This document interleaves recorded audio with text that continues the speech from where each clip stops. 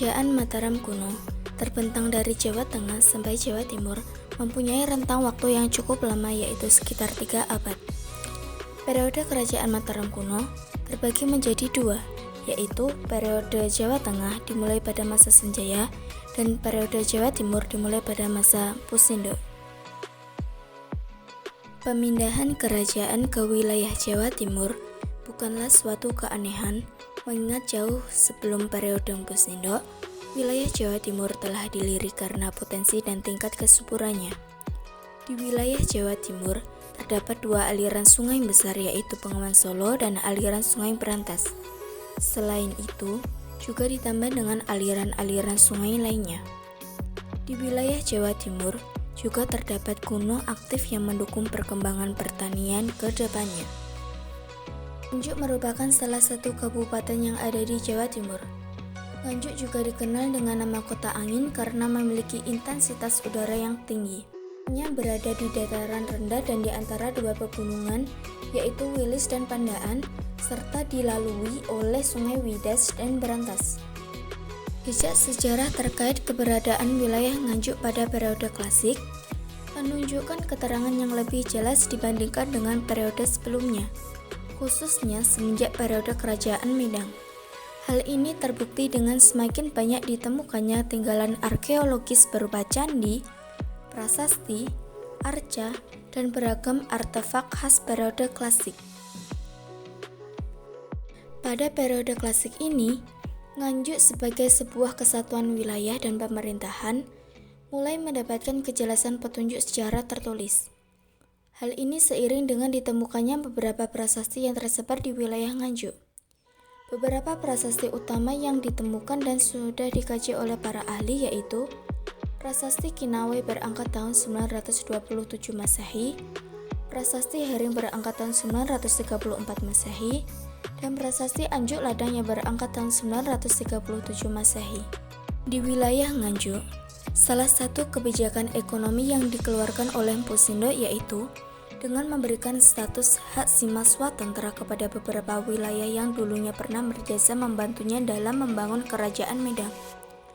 Pemberian status sima ini dikarenakan masyarakat Anjuk Ladang telah berjasa dalam membantu pasukan Pusindo untuk mengalahkan pasukan Melayu. Dalam analisis prasasti, dijelaskan bahwa adanya keterangan terkait penyerangan bala tentara Melayu yang sampai ke wilayah Nganjuk yang sebenarnya merupakan rentetan panjang dari konflik-konflik politik perebutan pengaruh antara dua kerajaan yang berlangsung lama, yaitu Kerajaan Medang di Jawa Tengah dan Kerajaan Sriwijaya di Sumatera. Prasasti tentang penetapan sima pada umumnya diawali dengan manggala, yaitu seruan kepada dewa, yang dilanjutkan dengan penyebutan unsur-unsur penanggalan yang memuat keterangan tentang kapan prasasti dikeluarkan.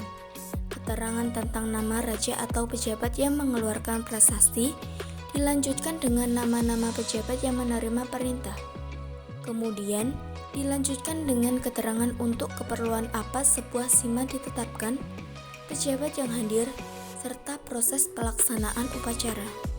Sejak berkuasanya Sindok pada masa Kerajaan Mataram, ia telah meninggalkan banyak prasasti yang kebanyakan berisi mengenai pembebasan tanah dari pajak untuk keperluan bangunan-bangunan suci.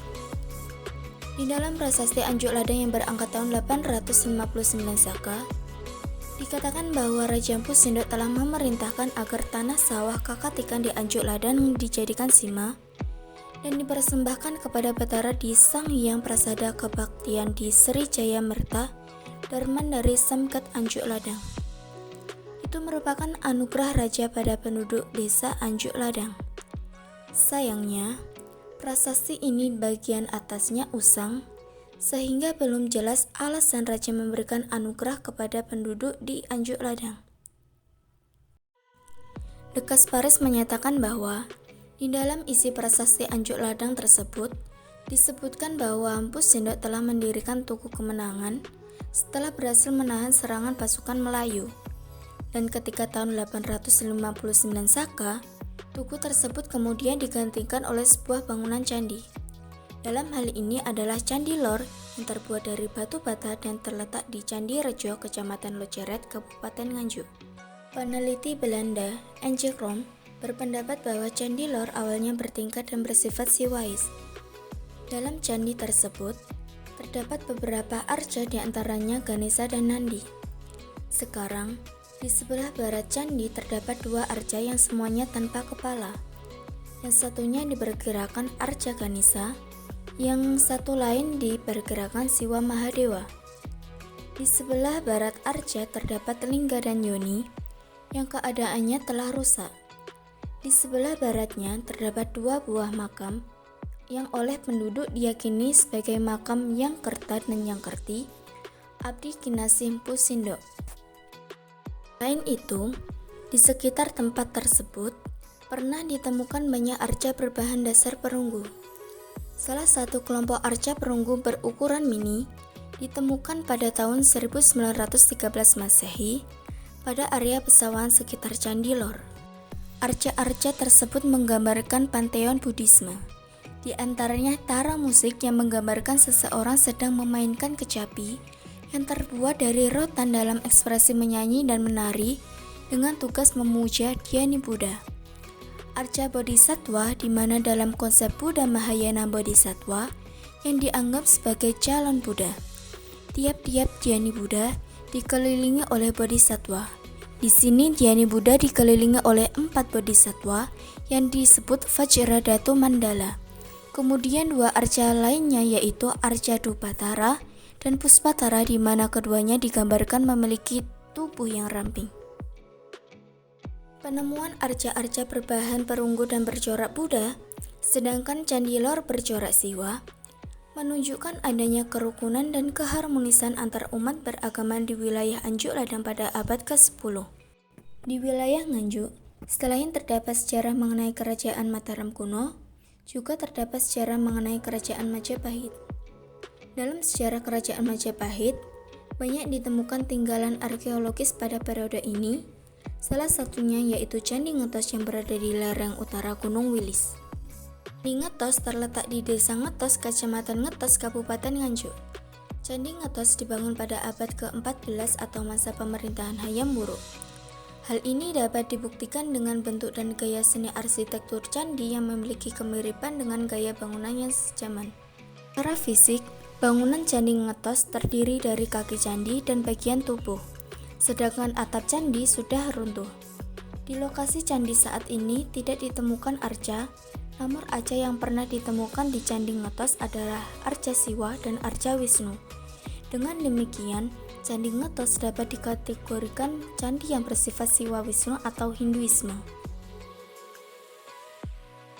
Pada periode Majapahit di wilayah Nganjuk, juga ditemukan Candi Banjarsari yang dibangun di sekitar aliran Sungai Brantas, serta tinggalan artefak Linggayoni dan temuan berbagai arca yang bercorak langgam Majapahit. Di situs Candi Banjarsari yang ditemukan pada tahun 2016, selain terdapat sebuah struktur candi yang terdapat 3 buah arca yang saat ini disimpan di Museum Anjuk Ladang Nganjuk, 2 arca dapat diidentifikasikan sebagai arca Dewi Durga dan arca Agastya. Sedangkan 1 arca lagi belum bisa diidentifikasikan tokoh atau dewa yang diarcakan. Sekian penjelasan mengenai sejarah Hindu Buddha di Nganjuk. Thanks for watching and see you next time.